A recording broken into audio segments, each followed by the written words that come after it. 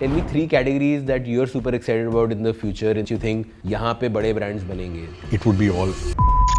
Interesting, say more. Marketing is anything and everything that involves giving the consumer a wow experience. Job number 2 of the brand manager is to be the guardian of the brand. Can you compare and contrast the brand builder and the entrepreneur of India and China from your experience? There are many questions in this one. So let me first. What you're ideally looking for is a combination of a founder plus a co-founder starting team of hustler, hacker and hipster. 2 weeks ago, I saw a Korean food ready in Andheri East. I was like, shit, this is now really penetrated deep. To realize how Korea has done it is that they have a thing called the Hallyu wave, which is this wave of Korean culture going outward from Korea. And I would also argue that India has had a great brand manager, and that brand was built around educational excellence because education was the way to lift up the country. And if you realize that तुम्हारे brand में DK set in हो चुका है और तुम इसके बाद में बहुत कुछ नहीं कर सकते हो अभी. Have you ever seen anyone plan the inevitable death of a brand? Hi, today we have with us Arjun Purkayastha. Arjun is a dear friend. He's also a marketeer of 24 years of experience. He spent 11 years at P&G and now 13 years plus at Reckitt Benckiser. Currently, he is the MD of Greater China and North Asia at Reckitt Benckiser. Very, very large businesses, very unlike India, that he leads at RecBen. More importantly, Arjun, as I said, is a dear friend and is a board member at The Whole Truth. I can say it with high confidence that he is one of the most loved board members and most revered because the kind of inputs and the kind of time and the kind of care with which he thinks about the company, and I've heard it from so many other people who he helps in the startup ecosystem, it's just uncomparable. I count Arjun as my first ear of reason who I go to for any doubt, confusion, brainstorming on the brand. I found him to be an uncomparable marketer, and hence today I am super happy to host Arjun on The Whole Truth of Marketing to get his perspective from his large experience on what is marketing. Arjun, welcome. Thank you so much for making time for being here. Thank you for the superfluous introduction. I think you are setting me up for failure through the podcast. I have absolutely no doubt that this intro sets a very low bar and you will, no pressure. So Arjun, we are doing this podcast as we were talking to bring out what is marketing, because we believe that, I have seen big company marketing and then I started up, and I believe there's a big gap in just the understanding and articulation of what the hell does marketing mean. So every episode I just start by asking the guest, what is marketing? So the way I would think about it is marketing is anything and everything that involves giving the consumer a wow experience and delighting the consumer. And that starts with working with R&D on the product, on figuring out what the insight is, what will work, to rolling up your sleeves and doing a lot of the grunt work, getting stuff done, getting an artwork out there, and of course the glamorous part, which is making advertising. But I think a lot of times people just mistake advertising for marketing. Yeah. It's just one component. And then following through with making sure the product is available, there's repeat, etc., etc. So it's a very all-encompassing field, and sometimes it blends into business very easily. So it's very difficult to make out, is this marketing now, is it business, or is it something else? Yeah. And another thing that I would definitely say is that it is a mixture of an art and a science. Neither is it a science, neither is it an art. You need to be multifaceted and able to do both things and play different things, and a lot of times work through many contradictions at the same time. Yeah. Actually, I completely agree. I think the magic and logic, left brain and right brain, IQ and EQ, all of these need to come to the party for you to be a good marketer. But if I were to play devil's advocate, a lot of people who are technical experts, the PhDs, the R&D scientists, etc., they'll be like, pata nahi marketing wale, kya karte hain? And if I were to argue it from their side, media buying is done by some media agency ad making is done by a creative agency, packaging is done by the brand agency, business sales is done by the sales team, R&D is done by technical. What the hell does the brand manager does? How do you define the job of a brand manager? And linked question hence, who is a good brand manager? How do you hire a good brand manager? Okay, that's many questions. So let me start with the first part of it. What does the brand manager uniquely do what other people cannot do? The brand manager is the voice of the consumer. That's probably the most unique thing. And I think from where you worked, all the places I worked, I'm sure that you've heard this as a common thread, that while many people handle different parts of the puzzle, the brand manager's job is to represent the consumer and be the voice of the consumer, because the brand manager is the closest to the consumer. Yeah. So I think that's job number one. Job number two of the brand manager is to be the guardian of the brand. Because in an organization, there is always a temptation to veer away and do different things for whole range of objectives. Someone wants to launch a product where they've worked and it is patentable and there's breakthrough technology, but it can't be commercialized. So you need to be the voice of the consumer and the guardian of the brand in that sense, to make sure that the brand is not straying into areas where it shouldn't stray into, or to have mixed objectives, or to over promote the brand to get short-term sales. So there are many things that the brand manager has to protect the brand. So they are the protector of the brand as well. And the third one, which I think is the most important job, or how do I know that a brand manager has succeeded, is that they left the brand in a better place than when they got the brand. Yeah. And again, it's very difficult to put down on this is the one thing they did, because every brand has a different problem, every category has a different problem, every point in time, the same brand and same category has a different problem. So they are solving different problems, but they have to leave it in a better state so that they hand it over to someone else who is going to continue to build from where they are. And better as measured by what? Again, it depends what your starting point is. So your starting point could be that it's a very big brand going through a difficult time, which is overextended itself, and you need to consolidate it and bring it back. And simply the act of doing that could be making it better. Or you could be a stagnant brand over many years. Yeah. And as a brand manager, you come in and have an insight to broaden the target audience, or to go into adjacencies, or to shift the target audience or equity a little bit from where it is today. But when you leave the brand, the person who takes on the brand must be able to say that, oh my God, what a great state you gave this brand to me in. I asked the question, and I'll come back to answering the remaining parts of the original question. But I asked this question because I've always, felt that when we join a big company with brands with 100-year legacies, we are, as brand managers, just a custodian for 2-3 years for a 100-year-old legacy which has come to us, and then we have to do something to it and then pass it on. But we also see it from our own myopic 2-3 year, iske baad meri promotion hoegi, main kahan jaunga lens. And hence there's always this push and pull of long term and short term, right? And hence definition of better in the short term versus what you're doing to the brand in the long term might at sometimes be at loggerheads with each other. How does one think about that? Okay, so maybe a slight aside, because this is more organizational, or the way incentives are created, is that I have always noticed in my career that, or in my experience more than the career, is that brand managers or people who work on brands, like it could be an assistant brand manager, marketing director, whatever, who focus on, I'm going to use the brand as a stepping stone to get promoted or to move to the next company or to move to the next level, are the people who definitely end up failing with the brand and are not able to move the brand and not able to leave the brand in a better place, because they have misaligned incentives. And the incentive is not to grow the brand, the incentive is to grow the self. And I think with a brand, building a brand is also a selfless act. You have to do the right thing for the brand, which may or may not sometimes be the right thing for you, but you have to look at it from a long-term perspective. I've also found this is really funny, because even people who think from the long-term perspective and build the brand for the long term, ironically enough, end up having the best results in the short term.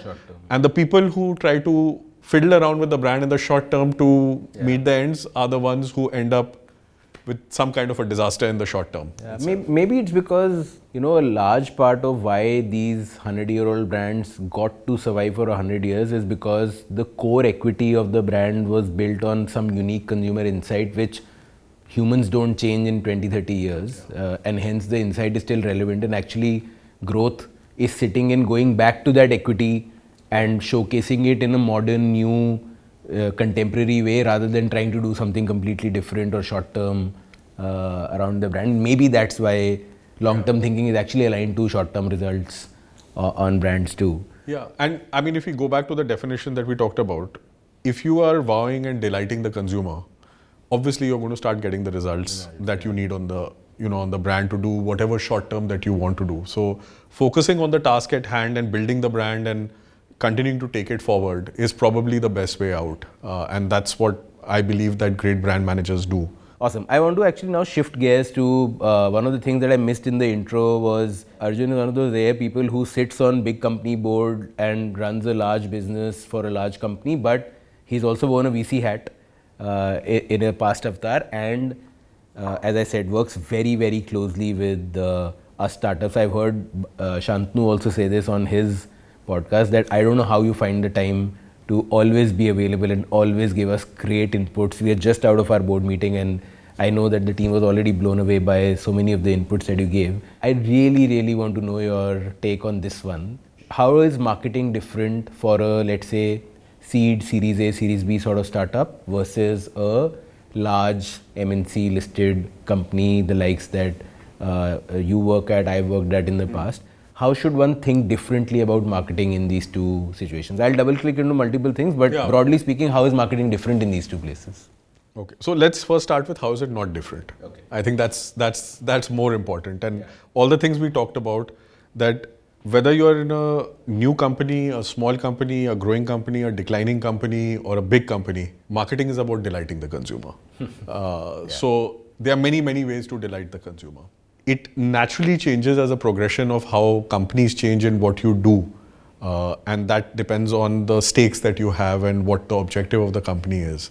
But the difference that I see is that generally the smaller the company and newer the brand, the higher the proportion of art in marketing tends to be. And the more you go to big companies, as a process of de-risking, science becomes very high, it becomes very numerical, it becomes very dependent on proving that you're making the right decision, versus in a startup, it is about the gut feel of the marketing head or the founder that this is going to work, I know it. Which also comes a lot of time from, you know, founder problem fit or founder market fit. FMF, But there you have people going through, and it's also, you know, kind of the principal agent effect, because in a small company case, the principal, the owner is running the brand, knows everything, knows exactly what they want to do with it. And there you have an agent who's going to hang around for 2 years and change jobs later on. So it ends up being different, but the end objective is the same. Get more users, get them to love you and to recommend you. And you're building towards that. But the way it turns up is very different, and for good reason. Like in a big company, you know, like one of my favorite quotes from Warren Buffett is that always try to find a company or a brand that is so simple that even a fool can run it, because one day a fool will run it. So what people are trying to do with brands as they grow and big in companies is they are trying to idiot-proof the brand. Or a lot of times I joke with people on really solid brands. I say this brand is brand manager proof. So you know that the brand will grow double digit. So if you are a bad brand manager, you'll make it 9%. And if you're a great brand manager, you'll make it 12 or 14%. But the brand is so good and it's been built so well, it's brand manager proof. So that's what, again, in big companies, it's not a stated objective, and no one is ever going to say it like this, because, you know, it'll demotivate everyone. But people are trying to just de-risk, basically. So it's but the objective is I love this articulation that as you scale, the mix shifts from art to science. Part of it being downside protection. Now you have something to lose, so you want to save, de-risk. I think part of it is also, now you're spending big money, so you want efficiency, you want to have the right media planning principles. Like one of the things we keep articulating internally is, very broadly speaking, marketing is seen as this creative field, whereas, you know, something like a supply chain is seen as a fully logical field. And the truth of the matter is कि actually दोनों जगहों पे, less so in supply chain but more so in marketing, the other side of the brain requires a lot of application too, right? So you can get creative in something which you consider backend also, and you better put a lot of science, right? Even when, for example, you've thought through a great piece of advertising which is magical. Yeah. Just knowing that मेरे media plan में I will start with a 20-seconder, then I need a 6-second bumper, and hence I must plan the script for it, etc. is science which if you don't plan for it, then you'll be like, oh shit, now I don't have the money to spend beyond a month because I didn't plan a 6-second bumper. Exactly. See, as the brand grows or as the company becomes big, you simply know things that other people don't know. And you know how to build this brand, and some rules get embedded. A lot of rules are very good. Some are just wrong and mistakes, and people realize their mistakes over time. But if you've already made the mistake and captured a deep learning which can shortcut many things for you, why would you not repeat it also? So It's a balance. So then you start repeating also, like if you see how you would launch a product when you first started the company several years ago, and what you will do next month is very different. And some of it is already a process. You already know I'm going to do this first and this second and this third, and this is how I'm going to work it. This is the sequencing.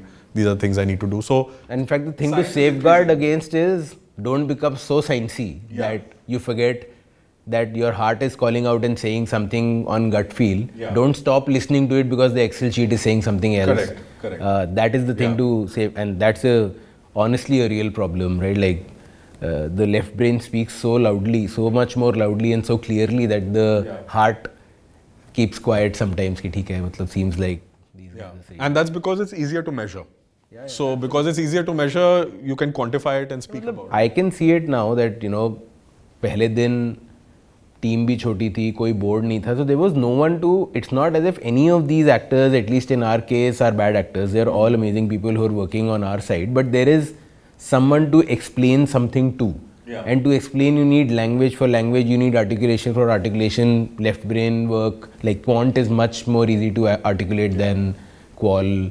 Art is far difficult to articulate than science, right? So, मुझे लग रहा है ये चलेगा is not a great explanation unless you are sitting in a room with extremely high trust. Right? So yeah, that's a constant stream of balancing as you go.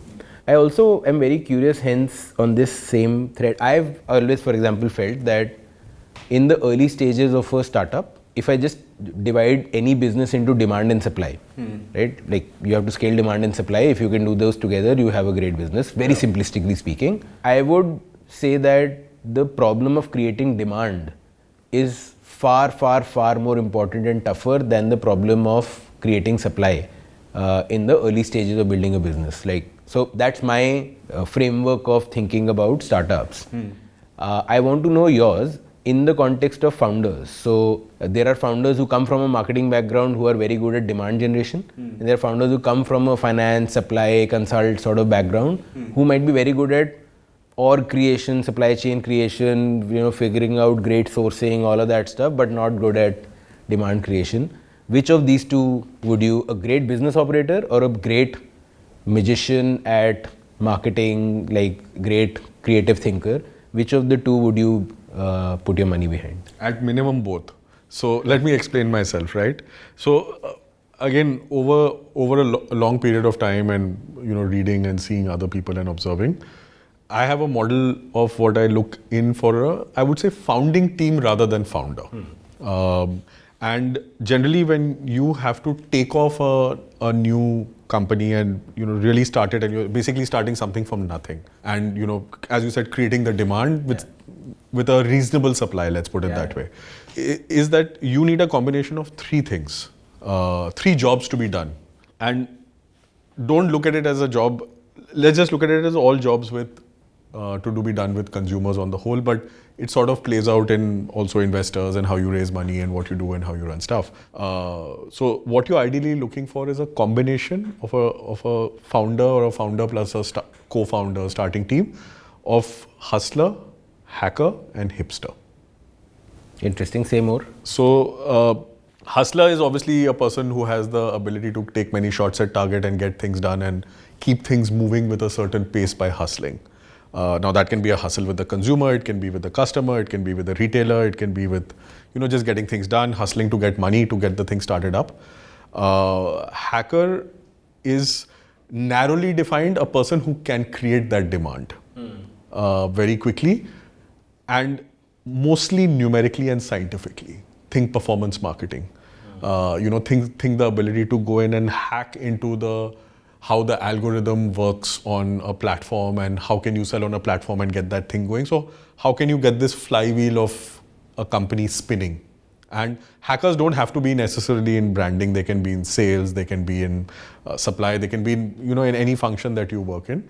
And a hipster, especially since it's something new, it needs to be clutter breaking, and it needs to have a fair amount of art where the person either is the target consumer or really understands what this category or brand or consumer is about and is able to take calls from the gut. That is the art part of it. So hustler, hacker, hipster, and I would say minimum of 2 out of 3. Otherwise, and that's why I said both, it's a no-go. Because if you just have a hustler, then they can't create demand and make something of beauty and get it going. If you just have a hipster, then you have no business idea. All your money will be gone in a few months. If you have a hacker, they can hack, but if they have no product to hack for, what can they do? So you need at least 2 out of 3 as a starting point. A lot of founders, good founders, or great founders actually have 2 out of 3, and they have to supplement the third one from getting someone who works with them to, as a co-founder or a very close person, or they have to build a team around them which can help them do these things. But on top of this, there are some other discerning or X factors which I would look at. The first one again is that, and you'll find me saying this is pretty funny, is I look for, is this person partly delusional or not? That the person, the act of starting something from scratch in a company where you have all odds against you. So because the day you start in India, a consumer brand, the odds against you are 93%. So if you're starting with a 7% success rate, only a partly delusional person will start it. So is the person partly delusional to go through with it and to go through with many different things and have deep belief that they can do it and they can be the, top 1%, top 7%? And do they have the resilience to go through a lot of pain? And to take a lot of pain and to change themselves and continue go forward with that. So I think these are some of the discerning things that you would look for. There'll be many other things. Obviously, everyone has their own model, but these are some of the things which would be important. This is amazing. I agree. Starting up is like essentially stupid. The probabilities are quite badly stacked against you. Interesting framework. As you were speaking, I was trying to apply it to me and to Rachu, until it got into hipster, I didn't know your definition. I was like, मैं तो कुछ भी नहीं हूँ तीनों में से, but I understood that maybe I was the hipster and Rachu was the hustler plus hacker. Linked, I also want to move to your China experience. It's a fascinating market that I again do not get at all.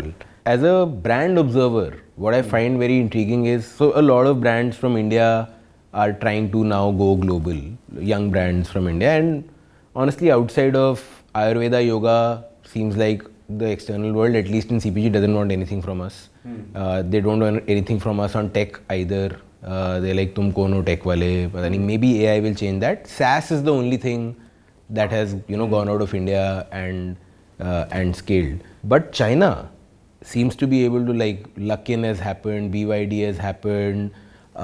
There seems to be a audacity in the Chinese CPG / physical product business founder that we will take a business and scale it in and outside of China in a very small period of time. Can you compare and contrast the brand builder and the entrepreneur of India and China from your experience? There are many questions in this one. So let me first, what do you think? I'll ask you a question first before getting, what do you think is one of the best or one of the most well-known exports of India other than yoga and Ayurveda? I think TCS, Infosys, which is the BPO industry, is what we've... Okay, don't think company, think wider. Maybe it's our spiritual movement, like the fact that all the ISKCON chapters, etc., and Paramahansa Yogananda, etc., exist. I don't know. So part of it, I'll come back to this. One of the things that India is known for as a brand is for CEOs. and for the export of CEOs. So a lot of these tech companies that you're talking about are run by Indian origin CEOs because of the upbringing that they had and how they built themselves. And many major Fortune 500 corporations, top FTSE companies, etc., have senior management which is of Indian origin or from India or Indians who are there. So I would say one of the best exports that India has or has made over time is the CEO and brain power, right? And at a certain point of time, this used to be engineers and doctors, but that has graduated to the next level, which is CEOs of big companies. So that's a great export, which there's a lot of demand for. It's not a brand and it doesn't come from one house, but it's one of the things which is there. So what is it that a country can export, right? And for a country to be known to export something, it has to have either one or both of the factors, which is that it is something which uniquely this country does or produces, or a way of production, and or it's the cheapest at doing it. Now, some of the stuff that you're talking about of the exports, let's say a BYD car. But sorry, that's the thing, right? That's why I asked the question. China has been exporting cheap production for 3 decades now. But now it seems to be making the shift to exporting premium brands. How does that happen? And India doesn't seem to be able to make that shift, at least right now. I'm trying to understand kya hua hai, do I have perspective on that? So that is like obviously the compounding of experience and the building of a manufacturing system. It's known as the factory of the world because it has a lot of manufacturing of every type from basic materials to very, very complex things, making of iPhones, etc. So the ecosystem has evolved in a way that it can practically make anything at a cheaper cost than anyone else can. It's not like labor is cheap there anymore, but the ability to produce and the learning curve that they have has made them experts in producing things at a very cheap cost. And the second development which has come side by side along with this, which happens in any manufacturing place, is over a period of time they improve their ability in quality. And quality has kept improving because, if you are producing iPhones for the world, it needs to be of a certain quality, of a certain premium, and that learning gets dissipated in the ecosystem naturally because of how every component and every part works with each other. So, what is common with some of these things is that the product is better or as good as the Western counterpart and cheaper. It is still cheaper. So, a BYD car like for like versus a Tesla is much cheaper. And it gives the same, if not a better performance. But I've seen them doing great market. Like I was telling you, I experienced Luckin Coffee in Singapore a few weeks ago for the first time, right? Half the price of Starbucks. The store is smaller because it's built for delivery, but looks great, very premium materials. All the advertising in the store was their top baristas, smelling coffee and saying, we won this barista award. We've now procured beans which rate 90 plus on a certain score. All that we are giving you the best beans and the best baristas in the world. It was super premium. It felt like a great brand. It was not talking price at all. Although the price was half, it was not talking price at all. It seemed like they've learnt all the codes of, and I'll tell you where again, whenever we've had conversations to take the whole truth global to any other country, because a lot of consumers tell us we don't get something like this in US, UK, Singapore, Dubai, why don't you come here? Then we had 1 or 2 conversations with some middlemen, some retailer, etc. And they said it to our face that, it looks great. But clean label from India, ये तो हमने कभी सुना नहीं है. Like clean label comes from New Zealand, it comes from Australia, right? So India is not known for this, right? And I'm assuming China had the same problem that China is known for सस्ते में मिल जाएगा बढ़िया, लेकिन brand तो आप बनाना, हम तो supply कर देते हैं. Maybe the question that I'm actually hinting at is, what has the brand manager of China done to change the perception of that brand? Yeah, so again coming back to the brand manager has found out what the consumer wants and what will delight them. So the consumer wants a certain product of quality, and consumers always want things cheaper if they can get it. So super high or world beating quality at a very reasonable price is a value proposition which is common across everything. Also look at it even in the AI model, that the cost of developing a DeepSeek versus a chat GPT. Yeah. For giving, now I'm not an expert in AI, so I can't tell you like what the score is, but Yeah. let's say a similar output, or for a layman like me, an output which is in the same stratosphere. 95% there, but at half the cost. Not at half the cost, at a fraction of the cost, right? Yeah. At a real fraction of the cost. So all these examples that you're coming up with is as good, if not a better product, at a half price or abouts, and that's a fantastic, proposition, and that's the proposition they're known for. And I think no one will doubt that the manufacturing is going to be good because it's the best place for manufacturing in the world. And like if you say for clean label, yes, the equity of India is not clean label.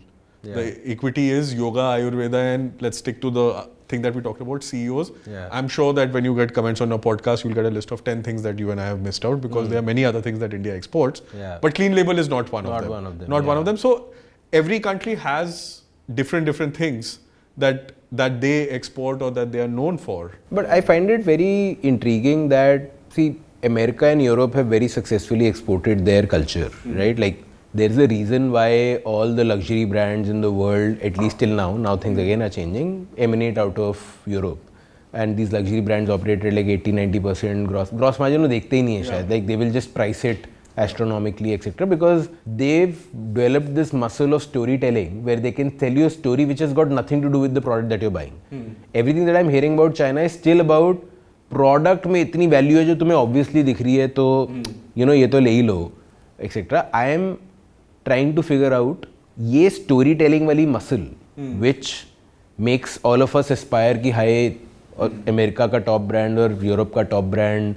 You've sent me photos of the chocolate experience that you see in some of these European chocolatiers. It just blows your mind away. And then you're not even thinking price. You're like, just give it to me, right? There's a wall of molten chocolate that's flowing down here. I'm not asking, ये €5 का है कि €50 का है. Just like, give it to me, right? Like, is there characteristically some problem with us? That we I don't think you should look at it as a problem. See, everyone has a different expertise, right?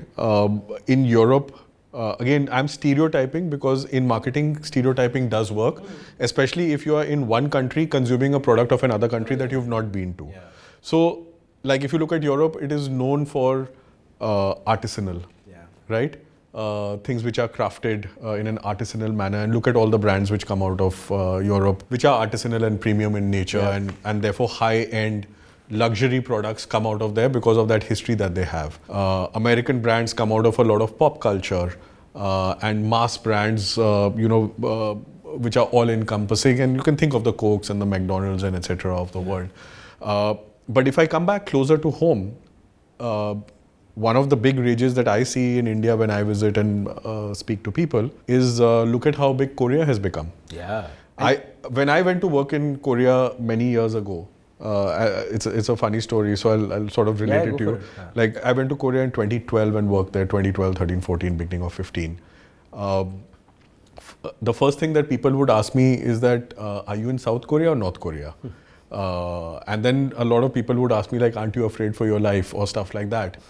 Now, if I talk about Korea to people here, everyone watches K-drama. Everyone uses a K-beauty brand, as many people as I know. There are people who are learning Korean as a language. And they're fully ingrained in the Korean brands, and brands here like Samsung, Hyundai, etc. Can I add one anecdote to it? 2 weeks ago, I saw a Korean food ready in Andheri East in Marol. There's a hawker selling Korean food on the street in Bombay and Andheri East. I was like, shit, this is now really penetrated deep. Right? So, go on. So the reason I'm using this Korean example is that things can change over a period of 14, 15 years. And it takes that much time to build it. But to realize how Korea has done it is that they have a thing called the Hallyu wave, which is this wave of Korean culture going outward from Korea. And they have a ministry of Hallyu, which sponsors a lot of the stuff. And K-pop and all these things are a product of this. So they have productized their culture and spread their culture across various Asian countries, but now also across Western countries. and over a period of time, through a long concentrated effort, build this out over a period of time, right? If you go again closer to home, I'll use one more example, is Japan. If you see Japan, they moved from, from nothing after World War II to building up electronics and car manufacturing powerhouse of the world. And one would say that Korea is sometimes in a way got the same industries as Japan because they built on top of that. So there are countries, but these type of things take long time to build, and they don't happen by chance automatically. Exactly what I was trying to get at, that do you see, like, Korea seems to have a brand manager, which is that as a ministry, yeah, which is their brand manager, like, and they're saying कि हमें पता है हमारा brand क्या है, अब जो हमें लगता है हमारा brand है हम उसे export करेंगे. Does China also have one, and should India also have one? Yeah, it's very similar, and I would say all of them have one.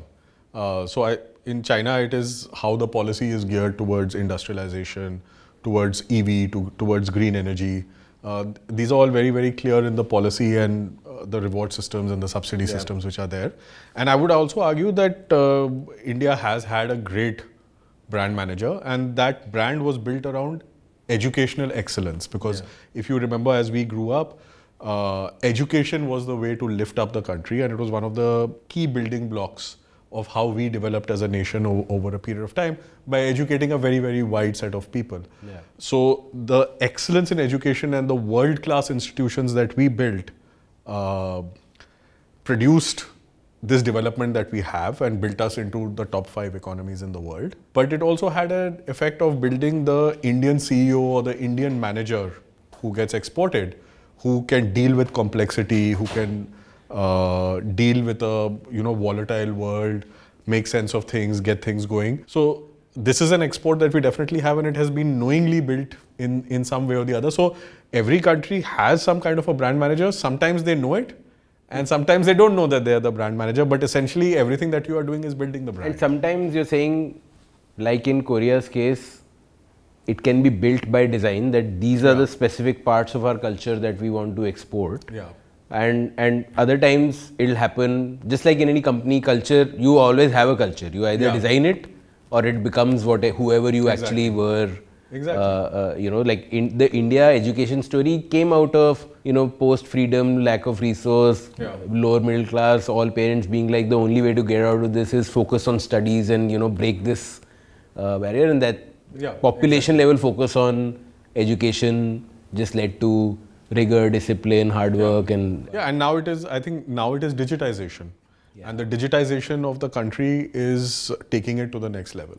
No, that, like, I was in New York for the first time a few months ago, and the building upon building that I saw is like the piping that these guys would have laid under the road that I can't see right now, which can support so much construction on top. The digital piping is being laid right now in India, which will not be visible, but the digital skyscrapers that we'll build on top of that piping. And because that piping, like UPI, etc., will support just businesses that, like, now US feels slow to me. Like, I can't, there's no quick commerce, you have to pull out your card to go shop, and like, who does that? And you have to carry cash or a card everywhere, like, who does that? Why can't I pay from my UPI, etc.? One more parallel I want to draw, though, from big country to big company, they seem to have similar challenges, that whatever they come to stand for, their legacy becomes their weakness also over time. And we keep seeing it again and again with the big company problem, that they are unable to make new brands. First of all, why? Why are big companies unable to make new brands? Any thoughts on that? Not all big companies are able to make new brands. Let's start with that. So let's again go back to the VC question that you talked about setting up a new company and starting as a success, right? The odds of a new brand succeeding are as much of the odds of a new company succeeding, which means that 1 in 10 will be successful and 9 will die. So obviously there are more failure stories than there are success stories in the formation of new brands in big companies. Can I interject there? Why isn't that probability different for when a big company starts a new brand? Shouldn't the probability be higher, because so many things from great talent already exists. They have the money to throw behind marketing, they have a great supply chain sorted, they have finance sorted, they have the org infrastructure, everything is sorted.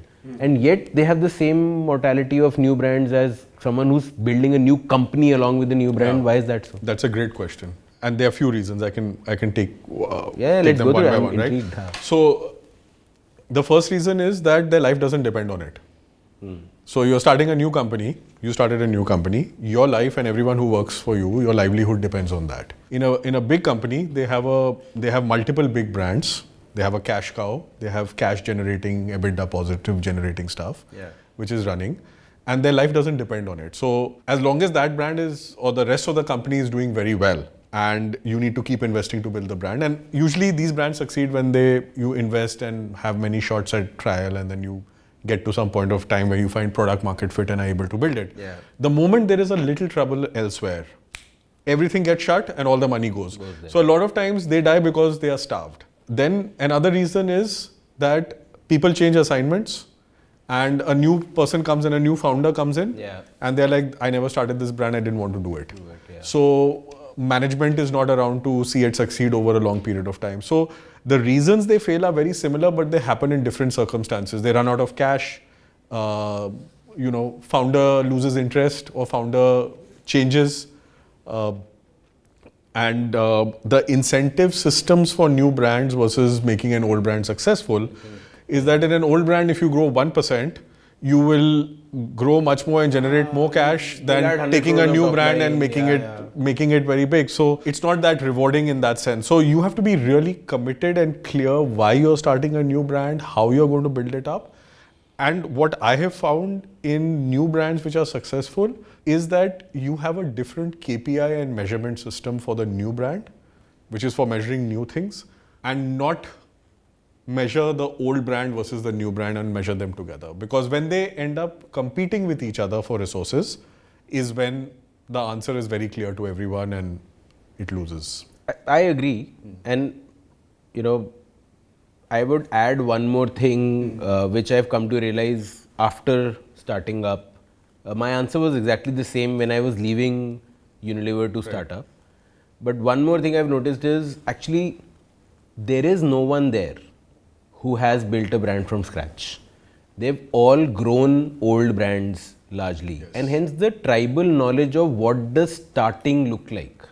No one has. Like no one knows what starting something looks like, the mess of it, the unease of it, the pain of it, the time taking of it, the iteration of it. They're just so used to being first time right on so many things कि हम तो variant launch करते हैं, हर बारी launch करते हैं, बन जाता है 100 crore का.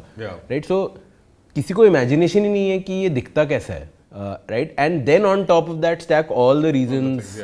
The 0 to 1 muscle is not there or not exercised. I was doing a semi 0 to 1 journey back there and I felt alone that ये journey दिखती कैसी है. And then you see if you've reached that stage कि you're in one of these companies as a top brand manager, you are an alpha, you like to win, right? And everything in the system is telling you that you're losing now. Last 3 years you are getting a rating of 1 or 2 because your brand has gone from 10 crore to 20 crore to 30 crore, whereas the other guy has taken a 1500 crore brand to 2000 crore. So he's added 500 crores of delta.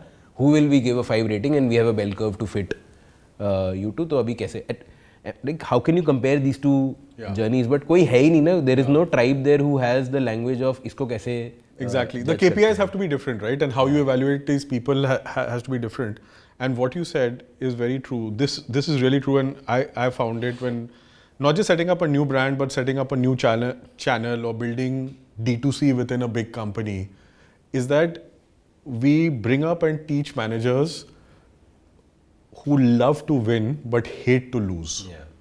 And you have to be able to, and again this sounds really odd saying it, but you have to have love to lose. And you have to be able to lose again and again to iterate your way to a winner. And that is one of the success factors, because you can do it in your company because your life depends on it. So you are going to keep at it.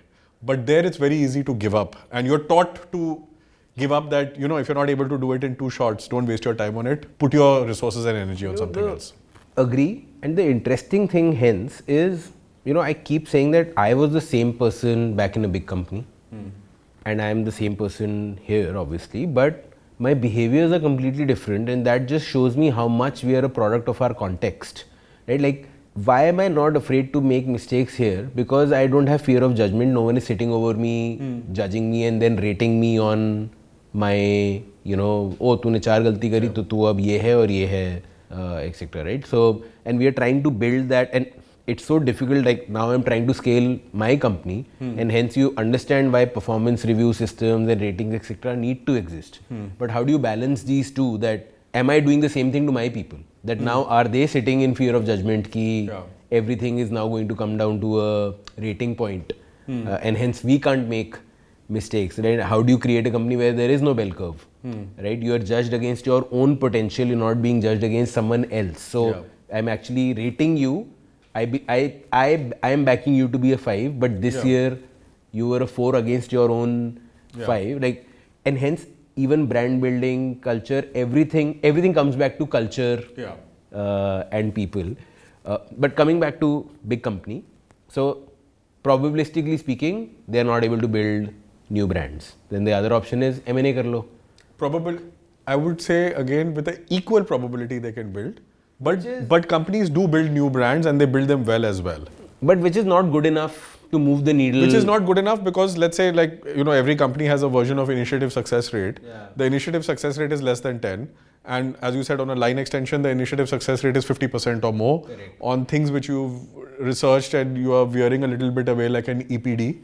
The initiative success rate may be 80% or more. But at that 10% initiative success rate for completely new brands or new lines, I am already seeing that cycle play out, that the organizational will starts going down कि इतने लो success rate पे क्यों fight मारनी है, क्योंकि ये चीज़ बनती भी इतनी छोटी है कि हमारी 50,000 करोड़ की कंपनी में it's not even moving the needle, अभी इसको 15 साल लगेंगे फ्यूशन पे आने पे, तो छोड़ ही दो.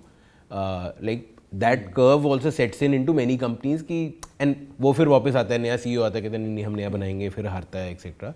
And hence many a times they then turn to M&A. चलो मिड स्केल कंपनी को खरीद लेते हैं, हम उसे स्केल कर देंगे. लाइक दिस मिथ ऑफ 100 से 300 करोड़ का ब्रांड खरीद लो, अब हमारे पास डिस्ट्रीब्यूशन है, हमें एडवर्टाइजिंग आती है, अब आप लोग छोड़ दो, अब हम देख लेंगे, अब हम इसे 1 लाख दुकान में डाल देंगे, हम टीवी पे ऐड चला देंगे और फिर ये ब्रांड 1000 करोड़ का हो जाएगा.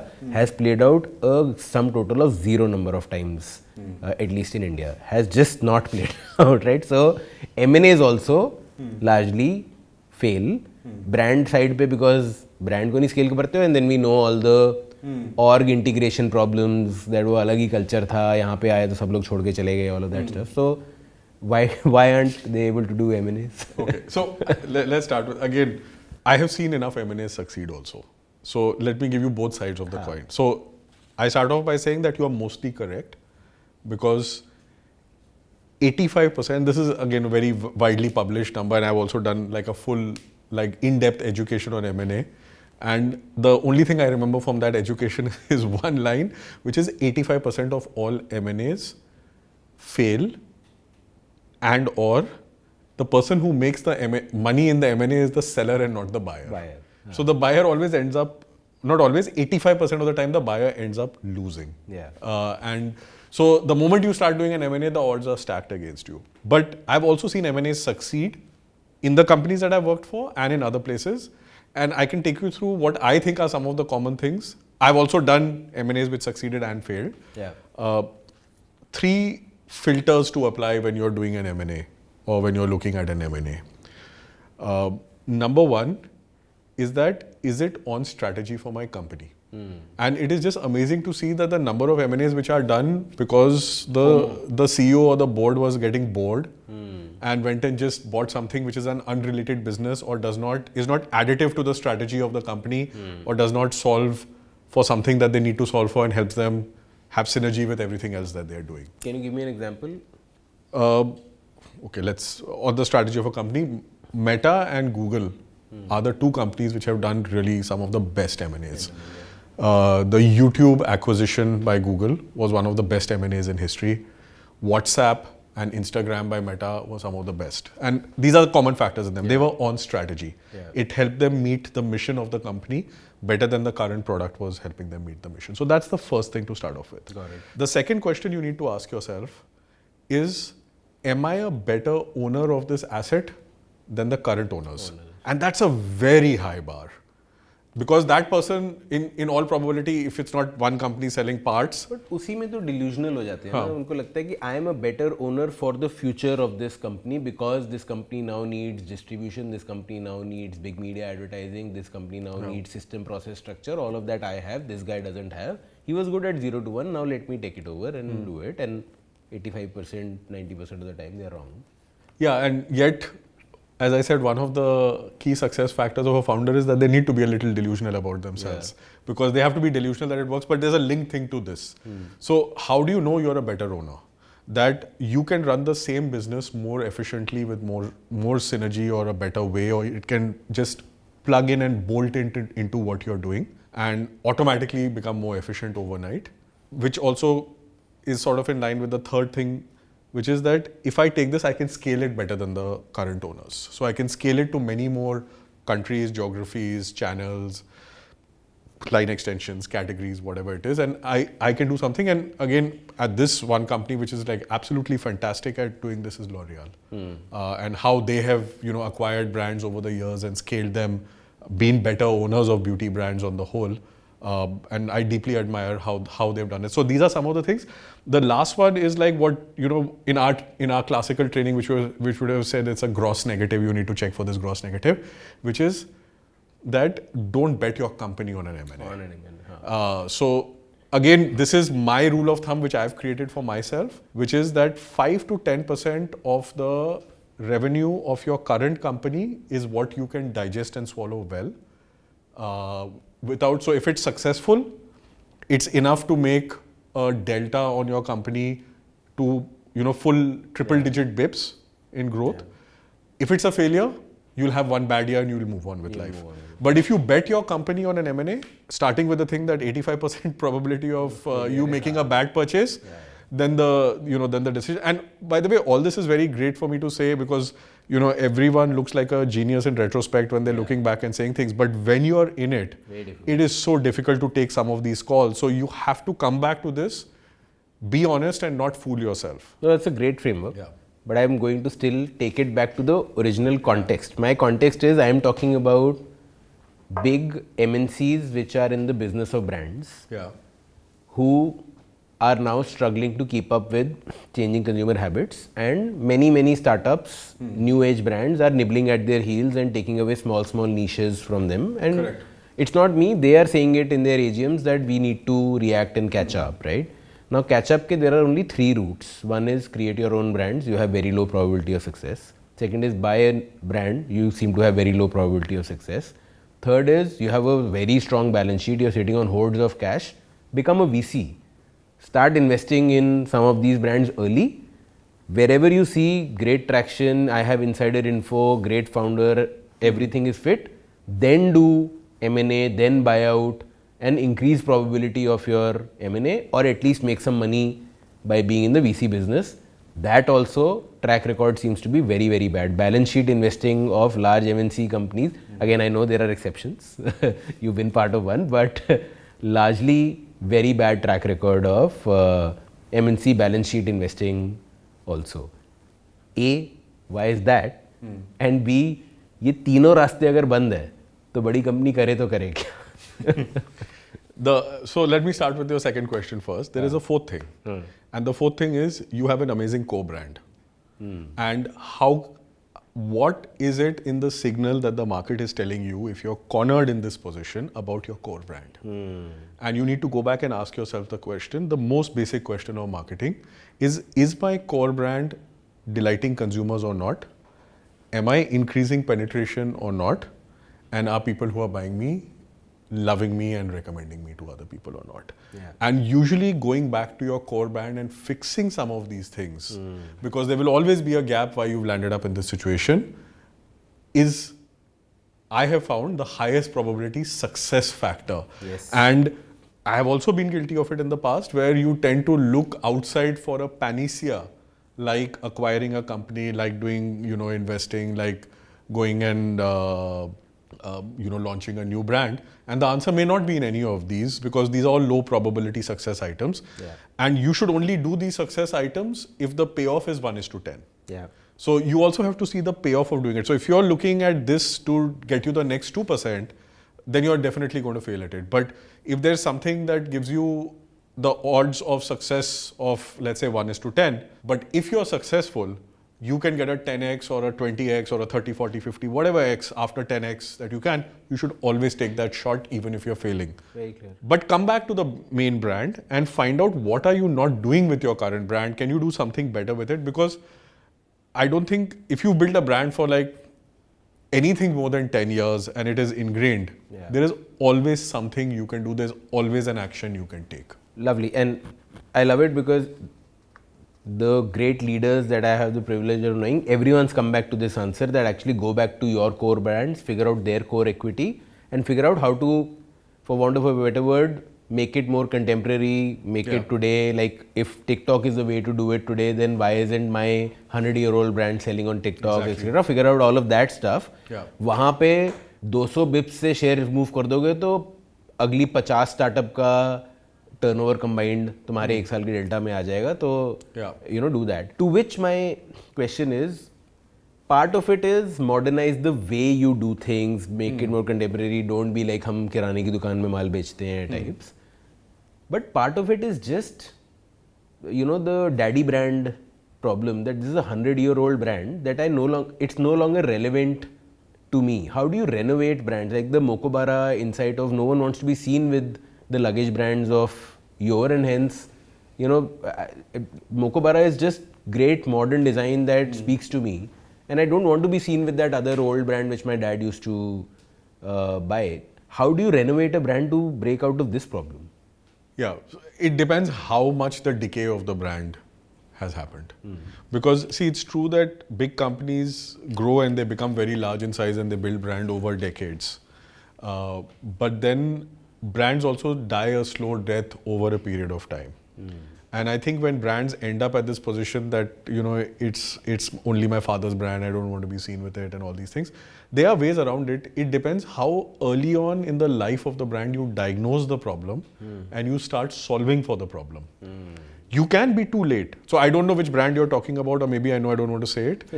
But in some brands, it may just be too late. You know, you miss the bus. Even then, there's always some move that you can do. There's always something you can do. But sometimes it's just very late and it's going to be such a long slog which may or may not be worth it. Because the brand has got damaged so much. You can also damage a brand and you can damage a brand over many, many years. That is very difficult for it to recover because newer and better brands come up, which is what may have happened in a lot of these categories. And that is why, again, coming back to the role of the brand manager is to protect the brand, to make sure that this decay doesn't happen, to be the guardian of the brand, and to make sure that she or he is always representing the voice of the consumer. And usually this happens to brands when the voice of the consumer is not at the table anymore. A brand deteriorates or becomes my, you know, older generation brand and not for me, is that the voice of the young consumer has not been represented at the table. New penetration has not come in, and therefore new trust has not been built and new recommendation has not been built. And that happening, you won't notice it because it happens slowly over a period of time. It happens gradually and then suddenly you're in a position where you're like, oh my God, what's happened? That's where a lot of brands end up. So, I love that point that it's actually a slow, long decay, and if you've caught the decay 10 years too late, then maybe there is lesser that you can, there's still something you can do, but maybe there is lesser that you can do. You spoke of categories. I want to segue into categories of creation also. Again, back at big company life, we used to spend a lot of our time on market share gain. And if you are the market leader, you are also trying to increase penetration of the category itself because that most of that will accrue to you. And there was this dominant logic that creating completely new categories is a very, very expensive play. It has a great upside. If you create a category which becomes large, you will enjoy large upside. But that's a long, arduous, expensive 10-15 year journey where you're going to teach a completely new habit to a consumer and then win it. And my favorite example from back in the day is, you know, Unilever has been trying to sell antiperspirant to Indians for 15 years because Rexona is a large brand globally for us. But India में deodorant चलता है क्योंकि deodorant is a replacement for perfume. Right? तो हमें फ़र्क नहीं पड़ता कि यहाँ पे पसीने का पैच हो, no problem, but खुशबू अच्छी आनी चाहिए. And antiperspirant की स्टोरी ये है कि शरीर पे लगा लो तो पसीना ही नहीं आएगा तो बदबू ही नहीं होएगी. Right? But वो चलता है क्योंकि मेरे को तो परफ्यूम चाहिए.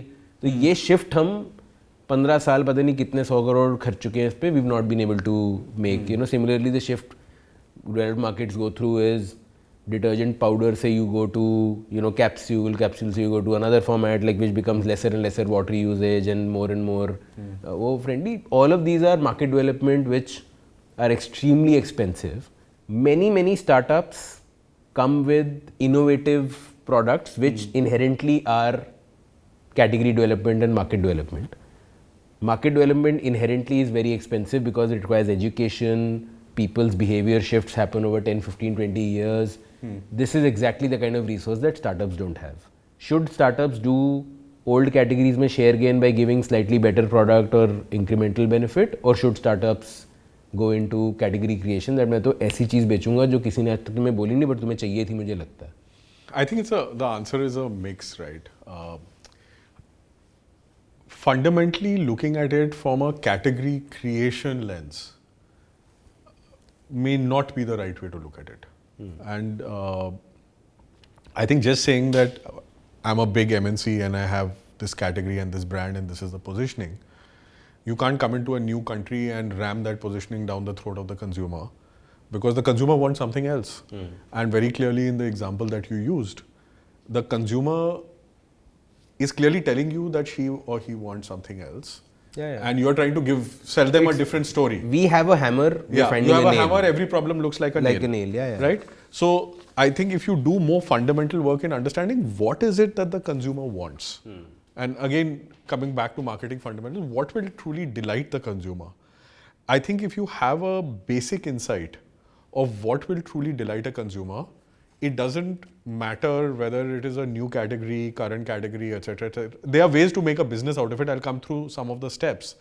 But starting with a basic consumer need and an insight for a met or unmet need that you can meet in a better way is the starting point.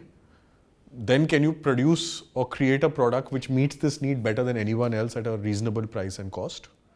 Third, can you make a business out of it? That, you know, there is some kind of positive P&L. And I think a lot of the beauty of category creation is in this. And I'll come to some, learned mostly from failures, but a few successes along the way.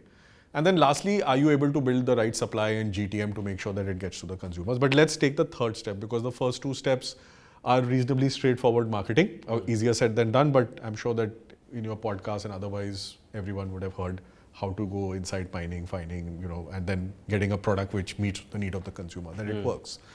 So if you end up in a job to be done, and the job to be done once you've done these things is, I need to create a category because there is no obvious category or it's very small, and you've discovered how to delight the consumer. There are a few things that you need to keep in mind. One is that if you are starting a category or it's a very small category and you're ending up expanding it, there are no benchmarks. Yes. And the natural thing that classically trained marketers will do is they will try to get to a very cheap price point to get trial going. Yeah. And I think what a lot of the new age brands now are doing very smartly, and which people have done who build categories very smartly, is they start with a high enough price. And that high enough price gives you a good enough margin to get the where you can take that money Yeah. and invest it in building and educating people about the brand. And note the important thing is you don't have competition when you're creating category. So you are doing all the education and you're creating everything when you're creating the category. So you can set the codes, you can set the what is important, what is not important, and you can define the gross margin structure in many ways. And if you have enough patience, you can make a positive unit P&L, you know, within a year or so. So I don't think it's the most difficult thing to do. Some things again, which I've learned again from failure, more from failure and less from success, is that try and find a category where big companies are fighting it out and is generally low margin. And find a category adjacent to it Interesting. which in a very different way, usually in a different product format, fills the need that this low margin category where the big companies are fighting it out, Your product can service it better. your product can service it way better, and usually you can also use that as an amazing source of volume for yourself. Can you give an example, or is that restricted? No, I mean, there are so many examples. Let's take a generic example of laundry. Laundry is most people, 99.9% wear clothes, and therefore with some frequency or a high frequency they need to wash the clothes and they need it clean and they have various needs, and therefore laundry, just like soaps, becomes a highly penetrated 99% category in any country. As it becomes, everyone starts fighting for it because it's the category that gives you scale, and as a result of that, everyone fights first on product benefits, but eventually a lot of fight happens on margin and cheaper product. And generally, laundry companies end up accepting a lower margin and saying this is the cost of doing business, but the absolute margin and the frequency of getting that margin is high. So the business economics make sense and you can run a company based on that. And let's take a number. I don't know if it's true or not true. Let's take 40 as a watermark. That you have a 40% margin and you have to run an organization and everything in that. As you start doing that, over a period of time, you get stuck in price points or you get stuck in promotions, and the cost of goods starts going up. And as the cost of goods starts going up, companies initially take pricing, but eventually they get stuck and they can't take enough pricing, etc. But what eventually happens in laundry in every country in the world is that they start diluting the product and start removing the base benefit delivery, usually on stain removal, because that is the most expensive part of delivering, right? Or on perfume, because perfume is expensive, or on softening. So if you then take a step back and look at how adjacent categories to laundry are developing here or in any other country, is you will have a specialist stain remover come up eventually, you will have a fabric softener, you will have a laundry sanitizer come up, you will have something for scent come up, you may have a combination of all of these or some of these or many of these, and a lot of adjacent categories come up. All these adjacent categories have higher gross margins. So if the base is 40, they may have 60 to 70 anywhere in between them. And the person who usually comes in builds the category. Very successful model applied by almost every MNC who is in home care in some way or the other. Sometimes it's the same company which does that, but sometimes some companies say, no, we won't play in that, we'll only play in the high margin stuff, and you end up creating categories. So laundry is an example, but beauty care is another example. I was just thinking personal care में personal care में, there are enough पहले सिर्फ examples. body lotion बेचते हो. It's slightly different but similar. Body lotion then gets broken up into different body parts. की hand के लिए अलग cream है, eye के लिए अलग cream है, forehead के लिए अलग cream है, left eyebrow के लिए अलग cream है. Like there is. But see, the beauty of it is that initially there was a product which was meeting all the needs. All the needs. And the product got diluted because two people were internally focused fighting against each other, not focused on delighting the consumer. Someone came and supremely delighted the consumer way above anything that they would do. And like the decay of brands, they have now cornered themselves up into a space where they can't, very difficult to get out of in a way. This is great learning, but when I apply it to, like, I'll make it real from our own lens, right? Like we started as a protein bar with protein bars, right? We were very clear we are not a protein bar brand, but we started with protein bars. When we started 5 years ago, it was at best a 200 crore category annually. Today it might be a 350 crore category, 400 crore at best category. 5 साल में double हो गया, which is great, like amazing. But like तब भी market development थी, आज भी market development, because penetration level पे it might be like less than 1% of penetration, right? Now as a brand, I'd be fooling myself if I believe कि मैं ऐसा कुछ कर सकता हूँ जिससे ये 400 करोड़ की category कल 4000 करोड़ की बन जाए, which is market development. Like I could spend money trying to explain to you कि आपको चॉकलेट नहीं ये खानी चाहिए, चॉकलेट का मजा है लेकिन साथ में प्रोटीन भी है. But I think that category growth inherently is driven by what's happening in the cultural zeitgeist and what's happening with people. Small brands with small budgets don't have the ability to change that trajectory. So as a new brand, should I be investing my energy trying to grow this category, or should I be like there is another category of protein powder, large by our lens, 4-5 crore की category है, उसमें share gain कर लो जाके. That's the lens that I was coming from, that where should a startup be spending its energy, because when you think startup you think disruptive. इन्होंने अब कोई ऐसी चीज़ बना दी है जो कोई किसी ने आज तक नहीं बनाई थी, which is a completely new use case altogether. And it happens all the time in tech.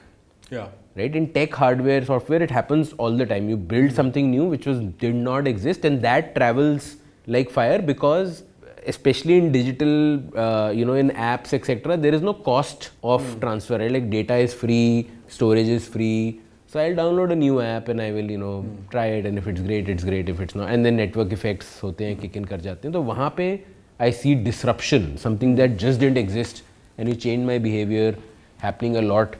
But in FMCG, it seems like छोटी कंपनी को तो नहीं करना चाहिए. But Shashank, every brand which exists today, every category which exists today, was one day a small brand and was one day a startup company. Correct. So they've all come up this way. It's just that the odds are against you. Yeah. So the odds are low, but whoever succeeds has a big size of prize at the end.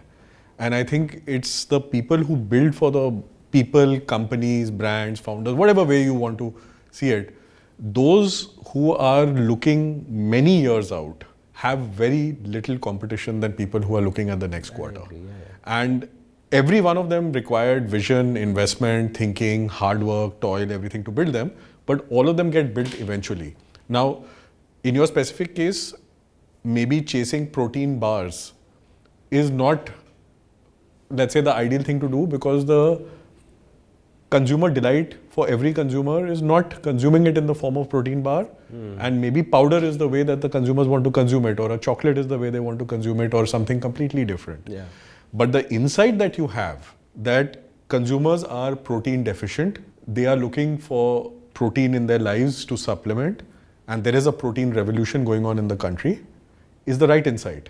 Then the product format is how you're developing, and in a way even your powder is developing the category, because it's still very, very early days. Yeah, that's true. Yeah. So you are on the right track and you're doing it, and you can see when you shift your focus from bars to powders, you know the numbers better than I do. No, and actually, that it's a very different game that you're playing now. Yeah, and I was playing devil's advocate. Yeah.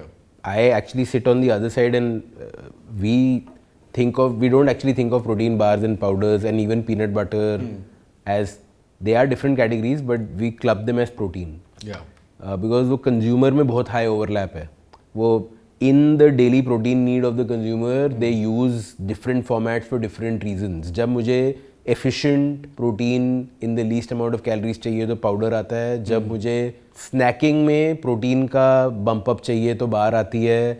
जब मुझे breakfast में protein का bump up चाहिए तो peanut butter आता है. So it serves different uses, and it's actually a protein ecosystem of sorts. Yeah, and that's the difference. See, now you're articulating it from the point of view of the consumer and giving the consumer what she wants at scale in different categories, versus looking at it, I have a bar, how do I make it big? It's a very different problem. So it's also how you look at the problem. And again, I was playing devil's advocate. I am also on the point, like on the side of, I started with protein bars. We've done decently well. It seems like the playbook for startups across the world is actually find a very, very small niche that, unlike the big company playbook, which is so interesting, कि big company को अगर category development करनी है तो find 2 other big companies who are fighting in a large category and go to an adjacency and build something. For small companies, it is find something which big company is not even looking at. Yeah. Right, like But this is the same thing also, by the way. So it's an adjacency which exists, it's obvious, and they are blind to it because they are so focused on fighting it out on the current problem that and they in have. that then go get 80% share in that very small TAM, which most VC would ask कि इसका TAM इतना छोटा है क्यों कर रहे हो, but seems like the only way to build a company is first become indispensable for a small set of consumers and then build out from there. On that note though, tell me 3 categories that you're super excited about in the future in the CPG space, either current or new emerging categories which you think यहाँ पे बड़े brands बनेंगे. These any such categories? I haven't thought about it this way. I always try to look for places where the incumbent has ceased to innovate. चलो वो बता दो. Or slowed down and things are on a decline, or they have a very fixed playbook and they are following it. uh, it would be all FMCG categories in some way or the other. In some way or the other, right? I have respect for big companies and everything. Yeah. I work in one, but I would say that especially in India, in the Indian ecosystem, from what I can see from outside, the barriers have become so low. The innovation is fixed, and there are great companies here. Great FMCG companies have built over the years, and they'll continue to grow. But I think the future growth or the speed of growth is really in the small brands, is really in the small companies. And this is a deep-seated belief that I have, and I could be completely wrong. But that is why I am so excited about it. I'm so excited about brands like yours, brands like the other founders that I help out and work with, because I really think that this is the future. And they are really understanding the pulse of the consumer better and serving the consumer needs better. And that's why they will become bigger and But more successful. are there some categories where you're seeing inherent tailwinds like luggage, jewelry, sexual wellness? Are there some categories where like I should be thinking of building because there is inherent momentum in these categories? And Yeah, see, the most obvious one is beauty. All beauty and personal care, because they are big, large, expandable markets. As disposable incomes go up, the percentage spending on wanting to look better goes up. And we know it's a category which fragments with many subcategories and many brands. However, it's super crowded. And there are just so many companies being formed at the same time, it becomes very difficult to choose. But it's definitely a space, and here some of the big winners have already formed, but there are also ecosystems which have formed. So that's one area. The second area I would say is anything which is aspirational or premium. Because in general, most of the big FMCG companies work in a corridor of success, or they're designed to survive and not fail. And in that corridor, there are consumers who end up being underserved at both ends of the tail. So at one end of the tail, consumers who cannot afford, let's say, the medium product that they've sent, and for that you have a rural strategy or whatever. But generally the really top end consumers buy big companies. It's too niche, it's too small. Some of the incentive systems that we talked about get missed out on, and it's generally a group which is growing over a period of time because people are becoming more affluent over a period of time. And this would include everything from premium food to luggage to luxury goods to watches, whatever, jewelry, whichever way you think about it. But anything that is aspirational or is something where it's status uplifting. Let's put it, status signaling. Those will do well, and big brands will definitely be formed in that space. And hence, while yes, for the aspirational layer, product quality ka expectation will be higher.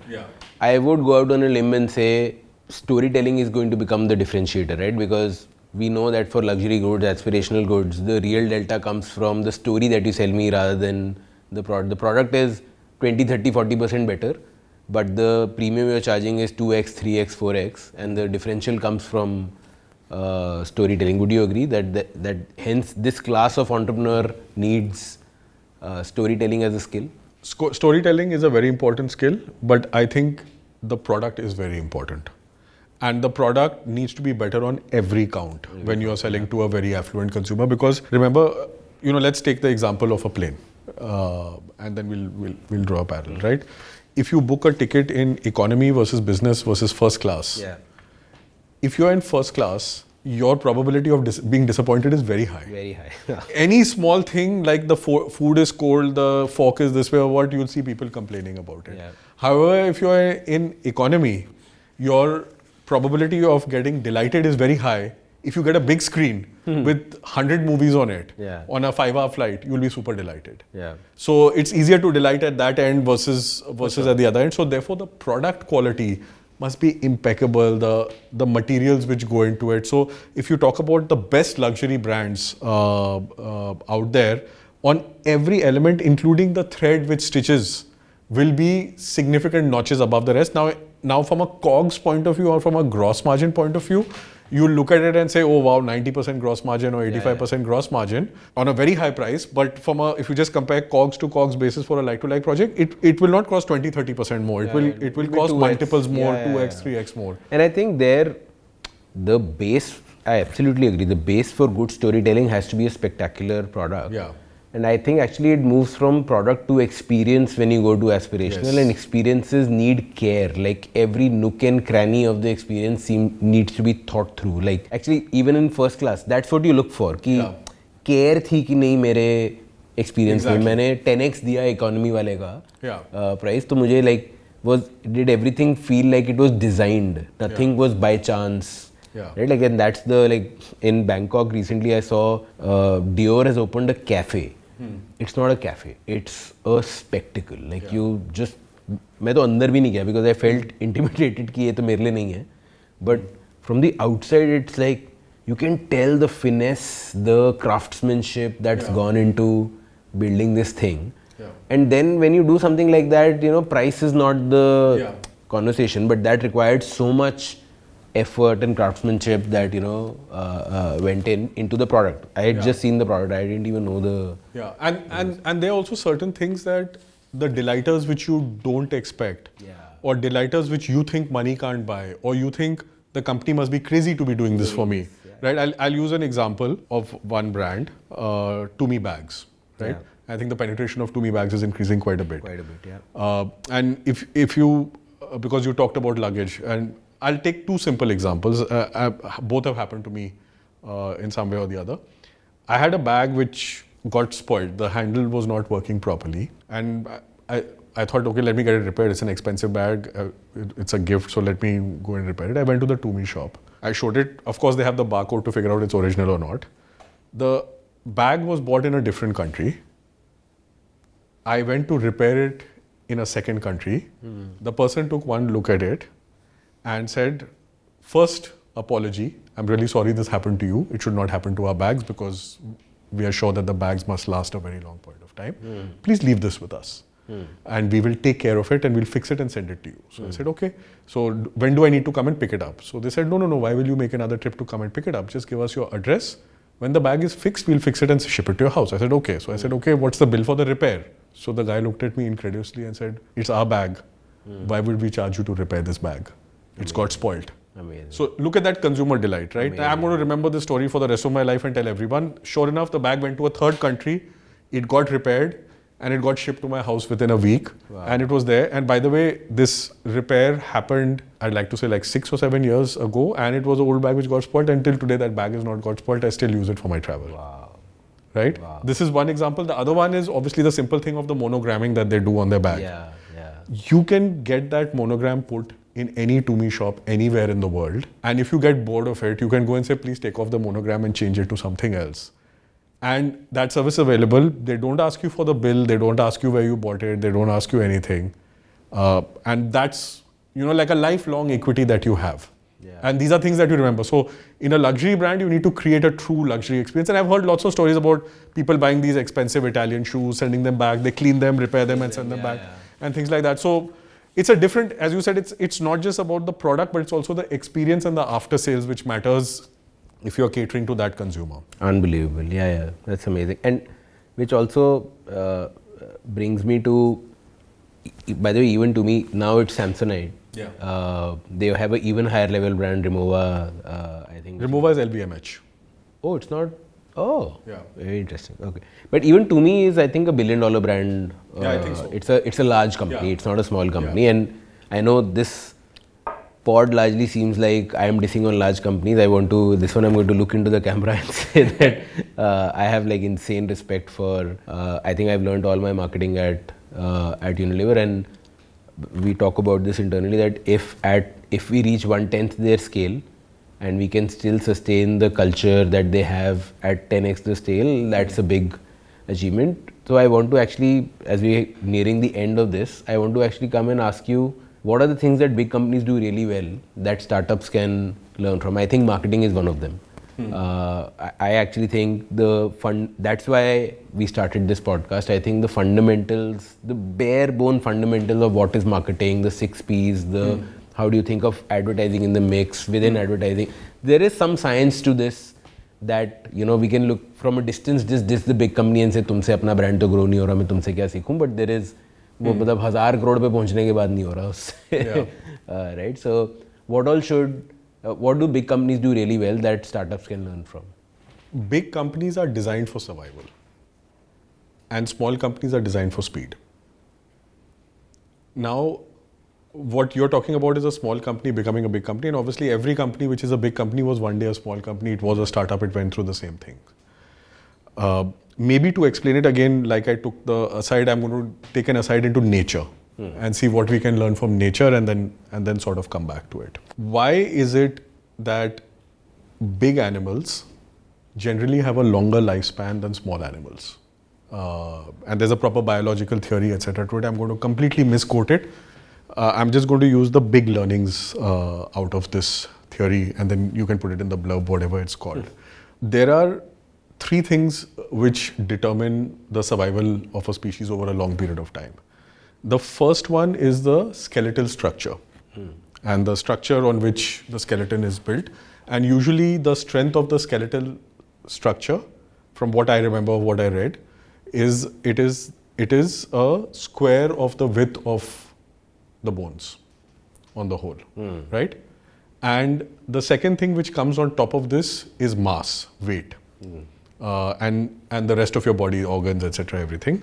And this usually scales cubed versus this, so it scales much faster. So if you put too much of weight on a skeletal structure, Which is not ready for it, it will crumble. It will crumble. Yeah. But the third piece of the puzzle, which is a very important piece of the puzzle, is metabolism. And metabolism is how the metabolism works and how the blood flows through, etc. And there is a theory, I've read it again, I'm not a biologist and I don't pretend to be, but leaving aside medical advancements and medical intervention and other things, for normal species, each animal has 1 billion heartbeats. This is, or round about 1 billion heartbeats. This is a design of nature. You might go through them faster or slower, but total number of heartbeats is the same. Exactly. So I'm getting exactly to that. Now a mouse has a heartbeat at greater than 500 beats per minute. An elephant has a heartbeat at 70 on average or less per minute, around there. Again, you can figure out, but I'm just giving you rough numbers. So elephant lives much longer, 70 whatever years. Mouse dies in 4 years because the heart is pumping blood.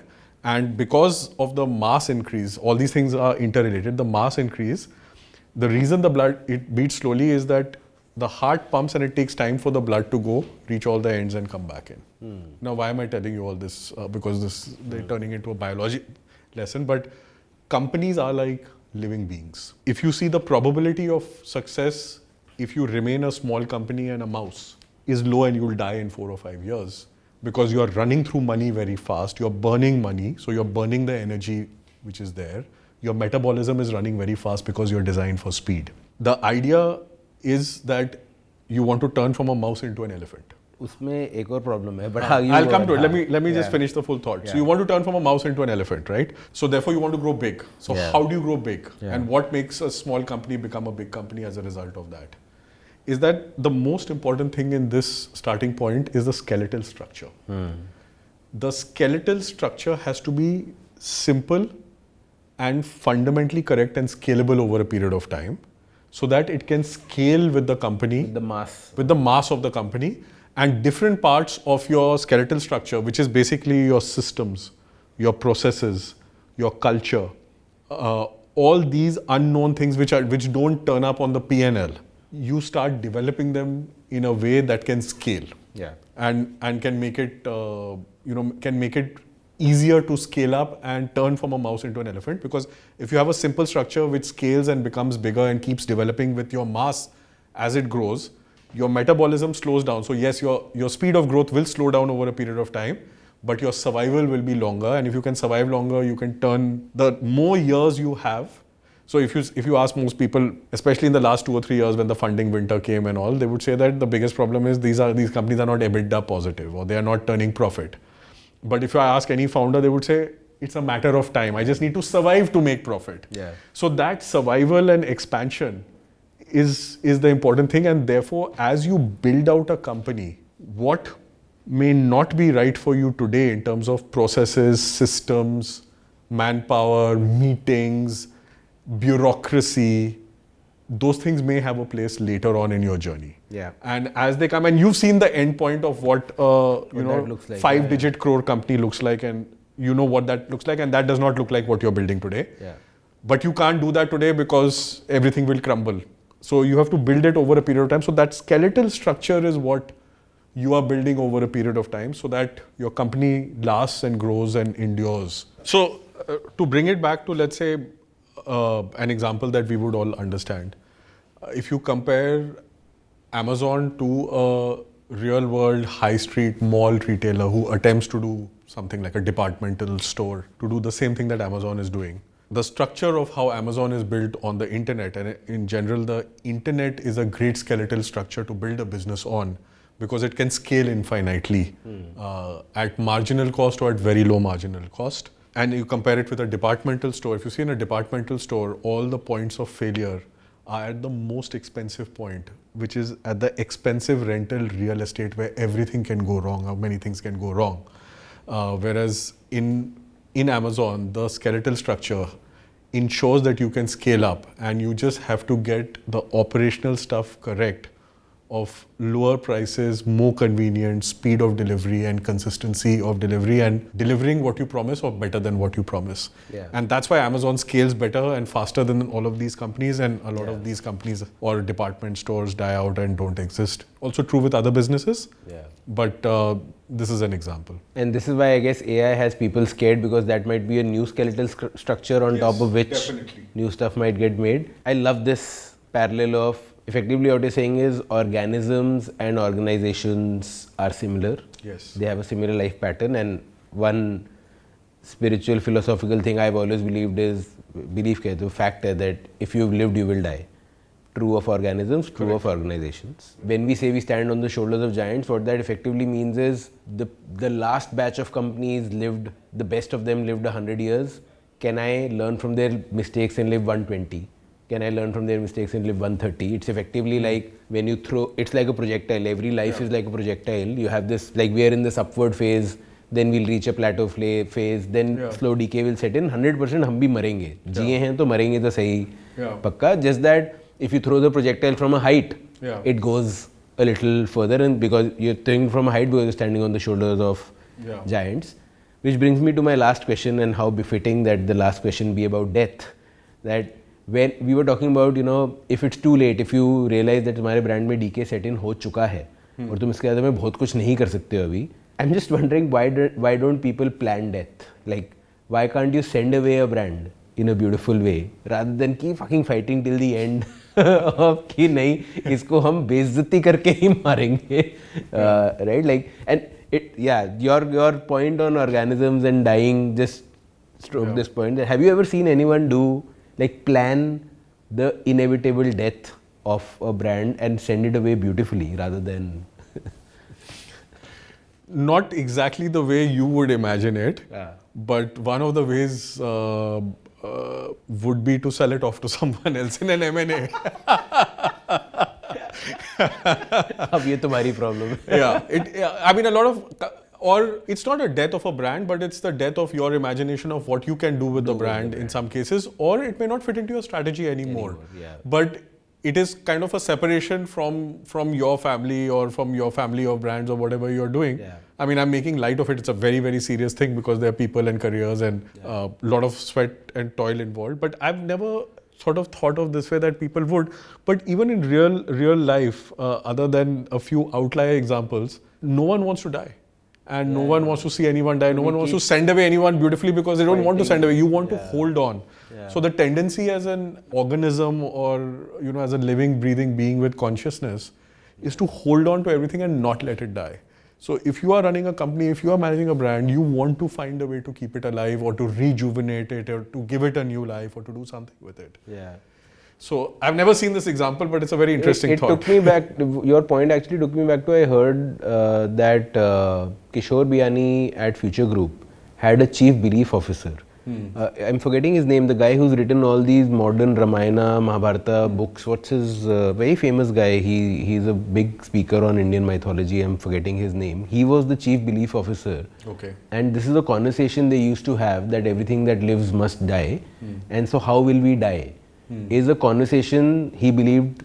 I'm not sure he imagined dying the way they eventually did, but how will we be when we go away? Yeah. And that time will come. Yeah. Culturally is a very interesting conversation to have, because that might be a way to keep ourselves humble. Yeah. Knowing that jitne bhi stud ho tum, maroge to tum bhi. Yeah. So in general, also just coming back to this, at least when you have a big enough P&L with lots of brands and everything, it's much easier to kill the smaller ones which are not working. Yeah. But it's very difficult to kill an old one, Yeah. which has been around for a long period of time. You're absolutely, and we've done it, like learning from this, we've done it on the brand that sometimes when we are stopping some variant, Yeah. rather than just silently, kill it, we give it a proper send off, we do a ceremony, and we do it, as you've seen someone who's lived a good life, Yeah. and then you celebrate their passing. Like that's what we do with certain variants when they go away, and then later on we've done this also, that a year later we brought it back from the ashes just for the lovers ki tumhare liye ek aur batch bana rahe hain. This is Phoenix Rising from the ashes, Yeah. but it's only for you. So just if one just accepts the fact ki Yeah. hona to hai hi, then you can actually embrace it. Yeah. Actually, the closest to this I have seen in my life is that a lot of times for failed brands, failed initiatives and failed line extensions in some assignments, we have written obituaries. Obituaries, yes. That why did this happen, what did we learn from it, and how do we prevent it from happening again. Yeah. So Yeah.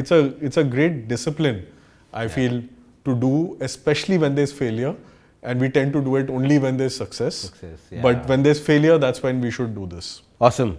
On this grim but actually happy note of a good planned nice death, let's bring this to a close, but there's one segment left, which is we get to react to pieces of advertising that the team has chosen. I haven't seen it, you haven't seen it. We'll see it for the first time and we'll try and decode what the hell was the brand manager thinking. Ah, okay. Alright, so guys, whenever you're ready.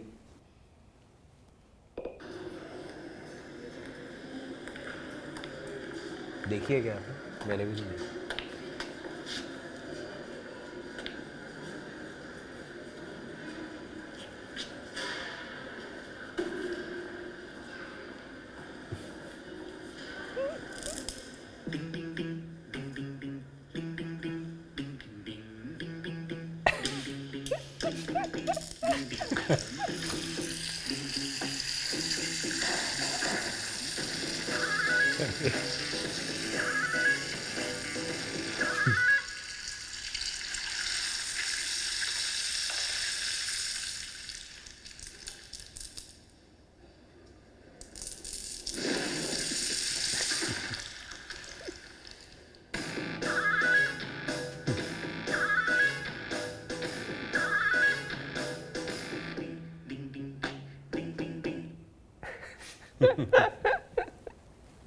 Do you want to say it again or?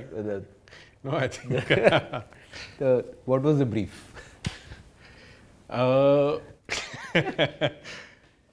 think the brief was a combination of this is something that you can't resist.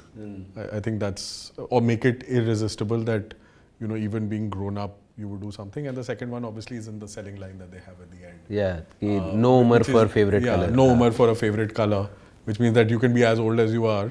Yeah. I think it's also playing on the heritage of the brand, that you all grew up with the brand. So everyone always, I think one of the insights is you always had a favorite color of gems and you would pull out the one that you liked the most. Either eat it first or eat it last, or the one which you wouldn't give your sibling.